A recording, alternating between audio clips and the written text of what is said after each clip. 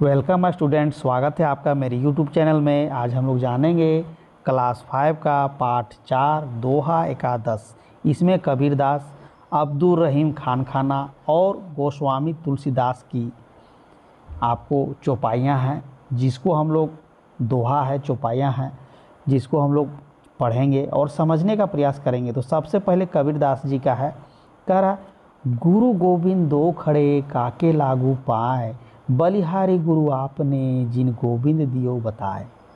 इन पंक्तियों के जरिए कबीरदास जी कहना चाहते हैं कि हमारे सामने गुरु और गोविंद दोनों खड़े हैं, अर्थात हमारे गुरु भी खड़े हैं और भगवान भी खड़े हैं। किनके चरण पहले छूं? ये गुरु जी ने हमारे भगवान को जानने के लिए हमें ज्ञान दिया है, इसलिए सबसे पहले गुरु के चरणों को ही स्पर्श करना चाहिए। दूसरा है, काल करे सो आज कर, आज करे सो अब, पल में परले होएगी बहरूई करेगा कब।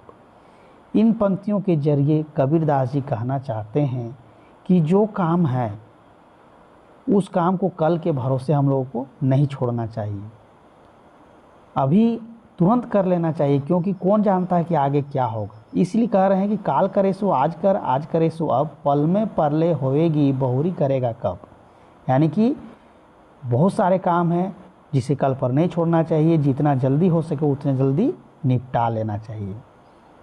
फिर है तीसरा दोहा, ऐसी बानी बोलिए मन का आपा खोए, औरन को शीतल करे आप हो शीतल होए। कह रहा है कि हमें ऐसी बातें करनी चाहिए, इस प्रकार से बोलना चाहिए कि मन को शांति मिले, दिल को तसल्ली मिले और दूसरों को क्या है अच्छा लगे, ताकि उसको ठंडक मिले। गुस्से वाली बात नहीं करना चाहिए।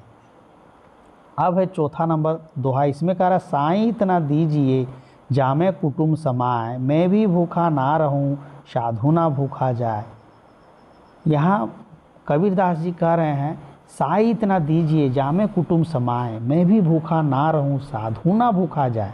यानी ईश्वर से प्रार्थना कर रहे हैं कि हे भगवान, हमें इतना दीजिए कि हमारा घर भरे या ना भरे, लेकिन मन जो है प्रसन्न रहे, और इतना ज़रूर रहे कि मैं खुद खा सकूं और कोई अगर साधु, कोई अगर फ़कीर भी आ जाए तो उसे भी हम खिला सकें। अब आगे अब्दुल रहीम खान खाना जी की दोहा है, उनका पहला दोहा है, कह रहा रहीमन धागा प्रेम का मत तोड़ो चटकाए, टूटे से फिर ना जुड़े जुरे गांठ पड़ जाए। रहीमन धागा प्रेम का मत तोड़ो चटकाए, यानी कि हमें प्रेम का धागा जो है तोड़ना नहीं चाहिए, यानी कि हमें एक दूसरे से क्या है मेल मिलाप बना करके रखना चाहिए और आपसी रिश्ता ख़राब नहीं करना चाहिए। अगर एक बार मन में गांठ पड़ गया तो शक का सुई अगर एक बार घूम गया तो क्या है, हमें दूसरे के प्रति हमेशा जलन या शक रहेगा। जिस प्रकार से एक रस्सी को अगर गांठ बांधे हुए हैं और उसको अगर जलाएंगे तो फिर क्या है, उसमें गांठ हमेशा पड़ा हुआ रहेगा।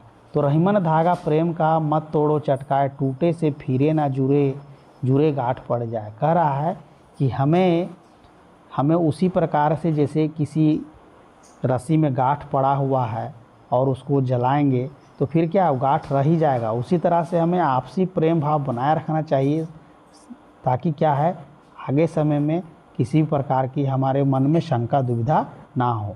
बोल, अब आगे है, बोल अमोलक होते बोल सके तो बोल, रहीमन भीतर तोलिए फिर बाहर मुख खोल।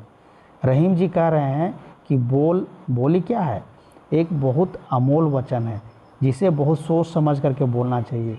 हमें कभी भी बुरा नहीं बोलना चाहिए, ऐसी वाणी का प्रयोग नहीं करना चाहिए जिससे कि दूसरे को दुख हो। तीसरे दोहा में कह रहे हैं, रहीमन देख बड़ेन को लघु न दीजिए डारी, जहाँ काम आवे शु कहाँ करे तलवारी। रहीम जी इन दो पंक्तियों के जरिए हमें समझाना चाहते हैं कि बड़े को देखकर छोटे का त्याग नहीं करना चाहिए, क्योंकि जहाँ पर सुई काम करता है वहाँ तलवार काम नहीं करता। जैसे अगर हमें कपड़ा सीना है या बटन लगाना है तो उसमें किसका प्रयोग करते हैं हम लोग, सुई और धागा का प्रयोग करते हैं, ना कि तलवार ला करके उसको सीखते हैं। इसलिए हमें क्या है कि बड़े को और छोटे को क्या है, एक मेल मिलाप से, एक सोच समझ से उसका प्रयोग मेल मिलाप से करना चाहिए। अब आगे है, तरवर फल नहीं खात है, सरवर पिए ही न पानी, कही रहीम पर काज हित, संपत्ति संचही सुजानी। यहाँ कहना चाहते हैं रहीम जी, तरवर फल नहीं खाते, सरवर पिए ही न पान।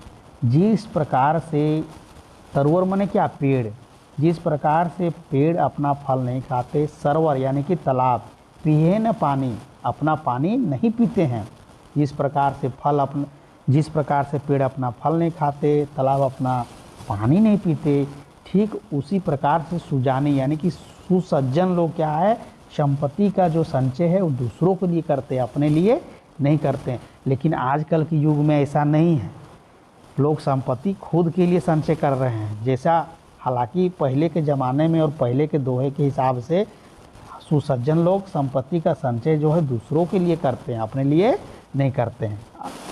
मुखिया मुख सो चाहिए, खान पान को एक, पाले पोसे सकल अंग, तुलसी सहित विवेक। इन पंक्तियों के जरिए तुलसीदास जी कहना चाहिए कि मुखिया कैसा होना चाहिए।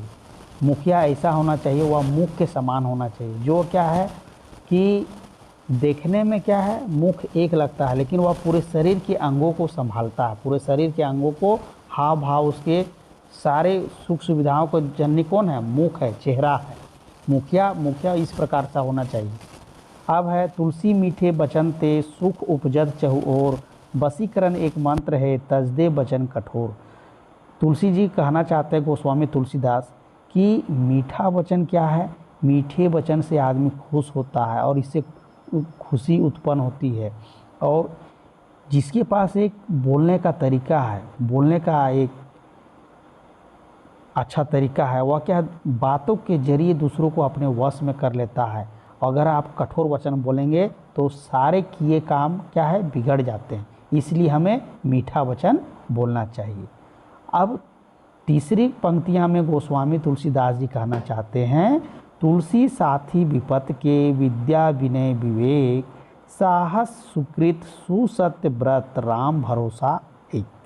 कह रहे हैं कि विद्या विनय विवेक जो है, ये विपत यानी समस्या के यानी कि दुख के साथी हैं, ये हमें स्थिर बनाए रखते हैं। और इसी प्रकार से हमें क्या है, विपरीत परिस्थितियों में भी हमें अपना साहस सुकृत, अपना साहस जो है और अपना जो भरोसा जो है ईश्वर पर बनाए रखना चाहिए। वही हमारे तारनहार हैं। हमें हमेशा अपने विवेक का प्रयोग करना चाहिए।